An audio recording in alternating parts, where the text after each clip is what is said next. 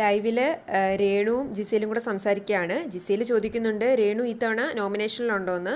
ഉണ്ടെന്ന് പറയുമ്പോഴത്തേക്കും ജിസയിൽ പറയും രേണു പറഞ്ഞു തന്നെയാണ് എല്ലാവരും നോമിനേറ്റ് ചെയ്തത്. എന്നാലും പേടിക്കേണ്ട കാര്യമൊന്നുമില്ല, പുറത്ത് നല്ല സപ്പോർട്ടൊക്കെ ഉണ്ടെന്ന്. ആ സമയം അനീഷിൻ്റെ ഷാനവാസിൻ്റെ ഒക്കെ ശബ്ദം കേൾക്കുമ്പോൾ ജിസയിൽ പറയുന്നുണ്ട് അനീഷും ഷാനവാസും ബെസ്റ്റ് ഫ്രണ്ട്സ് ആണ്.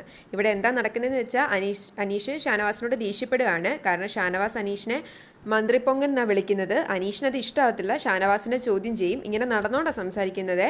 ഷാനവാസ് പറയും നീ തന്നെയല്ലേ പറഞ്ഞത് നീ മന്ത്രിപ്പൊങ്ങനാന്ന്, അതുകൊണ്ടല്ലേ നിന്നെ അങ്ങനെ വിളിച്ചത്. അന്നേരം അപ്പാനിയൊക്കെ ഉണ്ട് അവിടെ. എന്താ കാര്യം എന്ന് ചോദിക്കുമ്പോൾ ഷാനവാസ് പറയും അവൻ തന്നെ പറഞ്ഞു അവൻ മന്ത്രിപ്പൊങ്ങനാന്ന്, അതുകൊണ്ട് ഞാൻ അങ്ങനെ വിളിച്ചു. അപ്പം നെവിൻ പറയും അങ്ങനെ എല്ലാവരും ഒന്നും വിളിക്കണ്ട, രാജാവ് വിളിച്ചോളൂ എന്ന്. ഷാനവാസ് പറയും പിന്നെ രാജാവിന് മാത്രമേ പേര് വിളിക്കാൻ പറ്റത്തുള്ളൂ, ബാക്കിയുള്ളവരും വിളിക്കും. എന്നിട്ട് മന്ത്രിപ്പൊങ്ങൻ എന്ന് വിളിച്ചുകൊണ്ടേ ഇരിക്കുകയാണ്. അനീഷ് നടന്നുകൊണ്ടിരിക്കുക. പിന്നെ അനീഷ് ഒന്നും മിണ്ടുന്നില്ല. ഷാനവാസ് ഓരോന്നും പറഞ്ഞ് കളിയാക്കുന്നുണ്ട്. ഇതിൻ്റെ ഇടയിൽ അഭി അവിടെ ഇരുന്ന് തൂങ്ങുന്നുണ്ട്.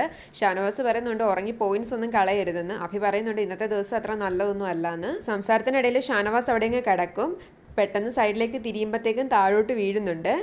അനീഷ് എന്നാൽ അതൊന്നും മൈൻഡ് ചെയ്യുന്നില്ല. അനീഷ് നടന്നുകൊണ്ടേ ഇരിക്കുകയാണ്.